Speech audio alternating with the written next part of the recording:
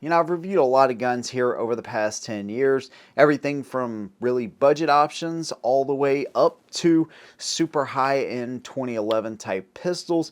But today I'm going to tell you 7 of those guns that I don't think are worth the money. And what I'm looking for here primarily are defensive guns where there's a better option for way less money. Now, sometimes with firearms, you get what you pay for. You guys maybe have seen my recent Sky review, so you'll know what I'm talking about here. But that doesn't mean you have to expend an exorbitant amount of money in order to get a nice defensive gun. So there's going to be a wide variety of different types of guns in here. Some of these guns I've talked highly of, but just being honest with you, I think there's better options out there, and some of these I will tell you what I think might be a better option, at least in that category of guns. If you like what I do here, which includes honest type of reviews like this, 7 best guns series that we've been doing now for a while, gun reviews, comparisons, all of that stuff, consider subscribing. You could also join us on Patreon or join the channel right here and gain access to some pretty cool perks and help support what we do at the same time. Let's go and get started. Well, since I'm holding it, we might as well go ahead and talk about it. This is the B&T APC9 Pro. This is a 9mm pistol. You got the tri-lug adapter up here, monolithic upper receiver. You can see we actually have fully ambidextrous controls, so our magazine release, our bolt release, fully ambi, safety selector, right? Just like what you'll find on the full-size rifles. And then the Pro Series actually added these charging handles that lay down flush on the rifle, but they have a relief cut. So when you run your hand down, boom, no matter if you're left or right-handed, you can utilize that bolt release, and then it will actually lay flat and out of the way when you don't need it. So we have 1-slot M-lock rail on the sides, Picatinny rail on the top and the bottom. Overall, a really sexy gun. Now, the claim to fame for B&T here is their hydraulic buffer, and yes, the pistol has this as well. So essentially what it is a little shock absorber back here in the stock, and because this is a direct blowback, you have to have a lot of mass in that bolt in order for this to run reliably. A lot of pistols are set up like that, but that hydraulic buffer helps to keep the recoil down. I imagine that it's really useful probably on the 45 version of this gun. 9mm is going to be fairly soft recoiling anyways, but one thing I'll tell you is that this gun is already soft recoiling. It really does a very nice job. Really nice trigger, like most of the B&Ts out there. And, you know, honestly, it's one of the best looking little PDWs out on the market. A lot of them look kind of goofy, and I know that's, you know, like, I don't know, the least of our concerns here as far as looks, but let's be honest, it's kind of like motorcycles. You want your guns to look cool at the same time, you know, John Wick and all. So, and this one has that really cool factor to it. So I appreciate all that. And honestly, it takes B&T mags, Glock mags, and P320 mags too. So you have great mag compatibility there. But it's $3,000. I mean, at the very minimum, I've seen some for $2,500. And dude, that's a lot of money for a gun like this. And I know some of y'all are already bringing up a gun in the comments. Don't worry, that one's coming up here in a little bit. Regardless, though, the B&T APC9, I can get behind the APC 556, right? It's still $3,700. The APC 308, freaking incredible gun. If you really want to see the benefits of the hydraulic buffer, either the 556 or especially the 308, just incredible. But as a pistol man, you are already limited on what this can do. And yes, it does have its purpose, for sure. But man, I just think there's better options out there. And I will tell you what I believe would be a better option for this one, which is probably the Strybog SP9A3. You know, those have gone up in price. You know, when I first bought mine, it came with like 2 or 3 mags. It came with a hard case, came with the pistol brace, and I think I paid like $800, maybe $750. Now they're more like $1,000, but that's a better value, a much better value. You could buy 3 of those to the one B&T. Sorry, dude, but like I said, I really love this gun. I love B&T. I've become somewhat of a fanboy, but this just is not worth it. Now, which one would I rather take to really rough conditions and, you know, trust my life to anywhere in the world? Well, maybe I would take this one. You know, I don't know. And that's not a situation that most of us here in the United States are really ever going to be in. It's going to be a home defense type of situation, or, you know, God forbid somebody attacks you and your family in your vehicle. So it's going to be one of those types of situations. And I think the Strybog, from everything that I've seen, would be a perfectly good self-defense option and much cheaper than the B&T. The next gun I want to talk about is not just one gun, but it's a series of gun, and I'm going to use the SBT-40 as a placeholder for all military surplus. This stuff has just gotten insane. And unfortunately, when I got into military surplus, mainly World War II, it's been expensive my whole time of being in this, but then I see, you know, other creators that have been in this for way longer than I have, or forums and threads where people are like, yeah, you know, I used to get an SKS for 75 bucks or a Mosin Nagant, a whole case of them, you know, for not a lot of money. So it's really, really aggravating. And so, you know, some of the guns from World War II, and I mentioned World War II because that's the most popular surplus you can really get into. That's where a lot of people start. That's where I started. And that's kind of when it comes to historical things, even though I like a lot of different types of history, World War II is by far my favorite. And there's some guns like, let's take the G43 that was made in Germany. They only made like 400,000 of these guns, the G43 and K43. So those are going to be a little bit more money. But even your SBT-40, you know, 1.5 million of these were made. It was actually the second most produced semi-auto, second to, of course, the M1 Garand. Well, I guess technically the third most produced because the M1 Carbine, there were 6 million of those. And the M1 Carbines are insanely expensive considering what you get. I absolutely love that gun, and I think it's one of the cooler AR alternatives. I talked about that in a recent video, but still the pricing is just absolutely crazy. And I hate it because, you know, people that want to get into this, you know, they start seeing these prices and, you know, it'll turn people away, I feel, you know. It's just, it's too expensive for what it is, you know, and at the core, surplus guns are supposed to be cheap, you know, and they're supposed to, you know, have that story, and you can kind of, you know, share stories between you and other people that, you know, collect them. But it's become more of an elite thing than what it actually started out being, which is awesome guns at a cheap price that had a story behind them. So unfortunately, because I've just now gotten into this and because the supply is finite, I've actually spent that money on them and kind of contributed to the problem. But people aren't just going to stop buying them because a few creators say, hey, stop buying these, so hopefully the price goes down.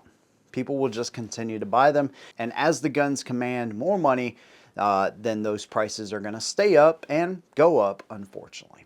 So if you're getting into military surplus, the days of getting $75 SKSs and Mosin Nagants are over. Most Mosins you come across, Russians. By the way, the Mosin Nagant, there was almost 20 million of them made during the war. I mean, there are a ton of them, and you can't find them for less than 350, 400 bucks. And that's going to be probably a pretty rough example. So it's just a shame. All military surplus has gotten to the point where it's almost not worth it. And if I wasn't so attached to the history and to that war specifically, I would say, man, it's not worth it because it's like on the cusp of modern technology, but it still is going to be quite dated compared to some of the newer stuff. So, you know, defensive purposes, could you use it? Yes. Is it the best option? No. The ammo's more expensive too. It's just unfortunate. The times that we're in, military surplus is almost not worth it. Well, since we're being honest and throwing everything on the table today, might as well talk about Spectra Comp. This gun, it's not worth the money.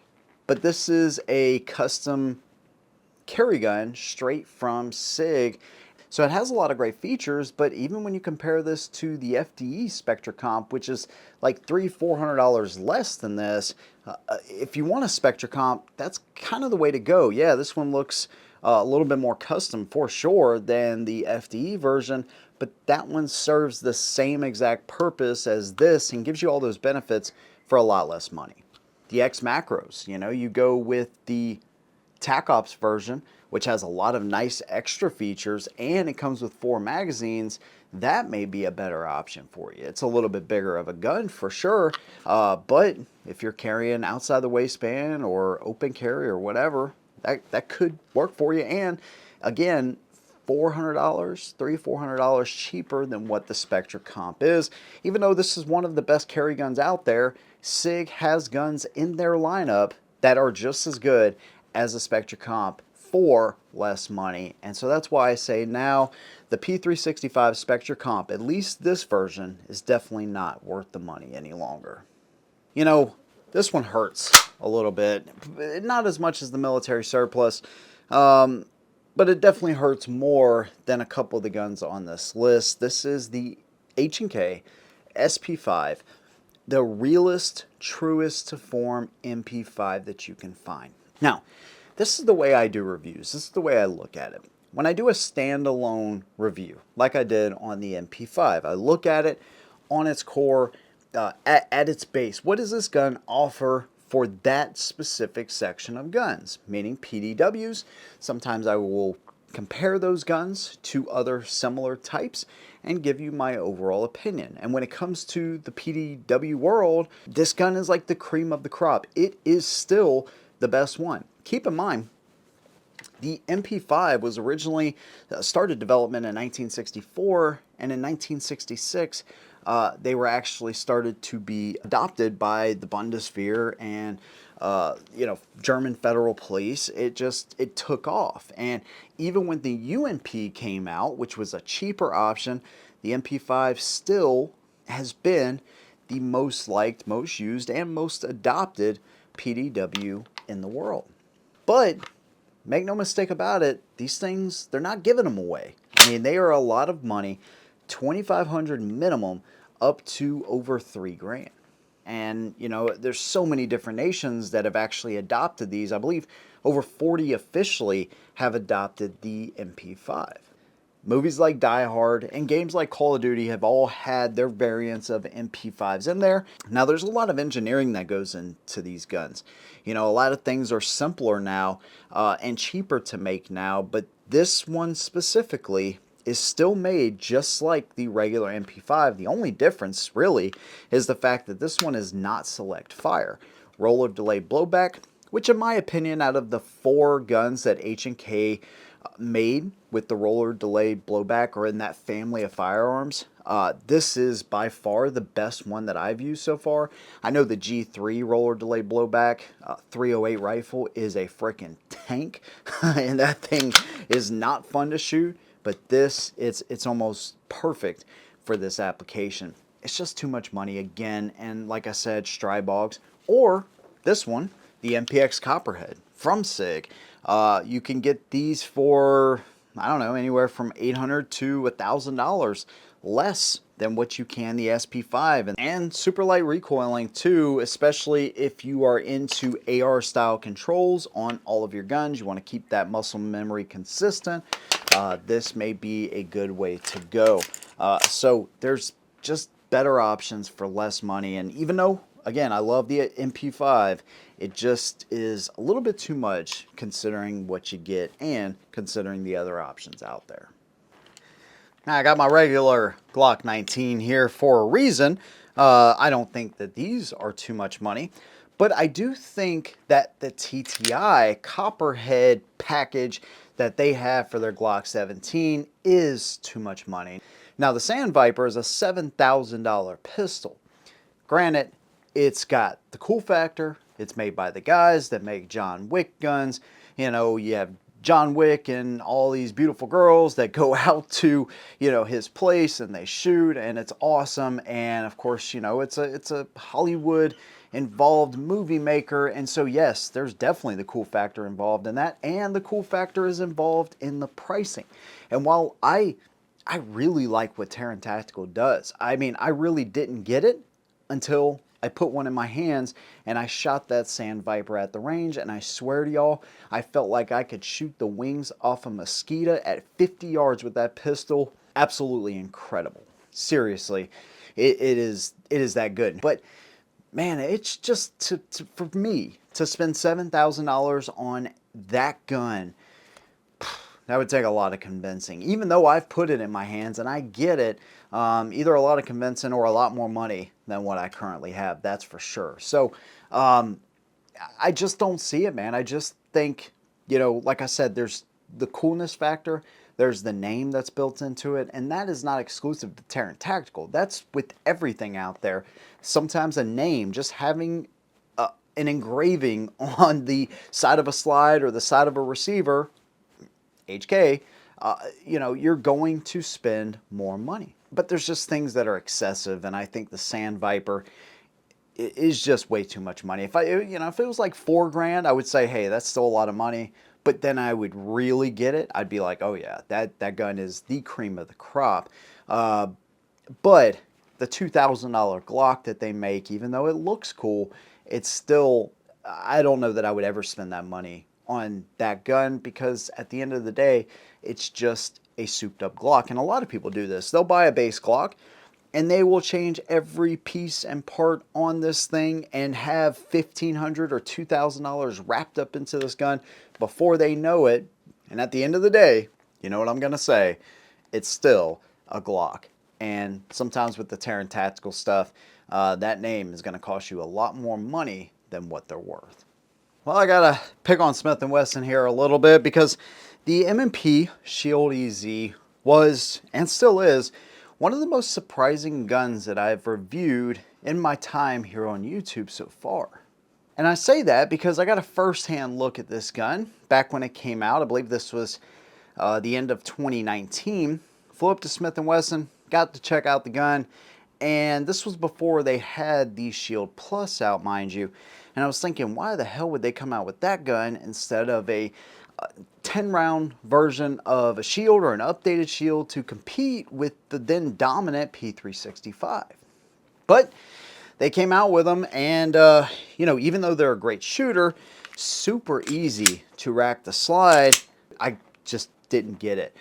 But after talking with my friends at gun shops and a lot of y'all, I've even recommended this gun since then for new time shooters, people with arthritis, carpal tunnel, any kind of issues with your hands, or people that are maybe just more sensitive to recoil. They want to carry, or maybe they eventually want to carry, but they don't want a super small gun.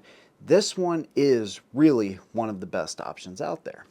It's got a lot of great features. The grip safety, I could do without that for sure, but they come with or without a manual safety if you want that. Loaded chamber indicator, all of that good stuff. And you may be thinking, well, okay, you're talking pretty highly of it now, so what's the problem? Well, really, it's this Performance Center. Now, I love the Performance Center. I think what they do to some guns, most guns, is actually pretty freaking crazy. Actually, one of the best shooting pistols I still own is my M&P M2.0. It still had the hinged trigger, and the Performance Center just tuned that thing and made it incredible. At, you know, MSRP of $650, I just don't think it's worth it.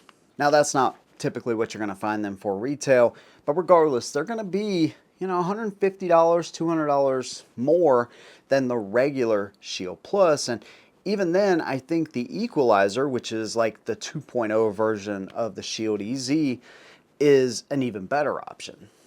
And the reason I say that is because it actually takes the Shield Plus mags, and if you're familiar with my channel, you know how I feel about the Shield Plus. I still think it is the best carry gun out there, and definitely the best shooting carry gun out there. But again, the Equalizer, even though it has the Shield Plus mags, it still is super super easy to rack the slide, internal hammer, all of the things that make this gun great. The Equalizer did better. So I think the Performance Center version of the Shield Plus is overpriced. If you get a regular, Shield EZ, totally fine. If you get the Equalizer, even better than something like this. And the last gun that's definitely not worth the money is actually super cheap. It's not even an expensive gun, but they should not even be worth what they are. That is the SCCY CPX2. I recently revisited this gun because I thought it deserved that. Just to give you a little backstory, when I first got this gun, by the way, I think I paid $209 for it, brand new. Took it out within 50 rounds. The magazine spring actually broke on me, so I could no longer seat the mags, and I was having an issue with the hammer. So I sent it back, got it back in, I don't know, 2 or 3 weeks, and never did anything with it since. And I figured, hey, it's time to re-review this thing. So I took it out here really recently, and I shot like 4 mags through the gun, and everything went perfect. And so I felt really good about this because I know a lot of people buy these. They're in a variety of different colors, and it's just one of those guns. It's so freaking cheap that everybody can afford it. Almost everybody can afford it, and that's not the problem. The problem was on the 5th magazine. Because when that happened, I started having hang fires with the gun, or what I thought was a hang fire, where essentially I would pull the trigger, the hammer would come back, and I thought it was actually dropping, and it was sometimes, and the gun would then go off. It was a delay. Now this is a really scary thing. So essentially, when you pull the trigger and nothing happens, that's kind of scary. You're like, okay, nothing happens. And this is where if you are inexperienced, you may do something silly like put your hand in front of the muzzle. God forbid you look at the muzzle like directly, something like that. That's what you don't want to do. Now, fortunately, I was still pointed down range.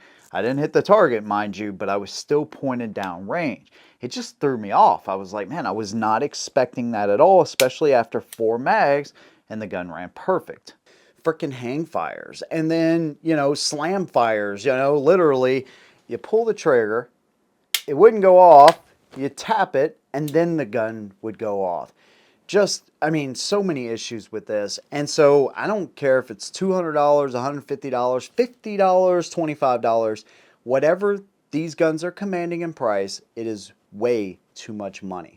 Now, I'm not here to condemn SCCY totally, because I think they have a CPX3, CPX4, DVG1, which is their striker fire.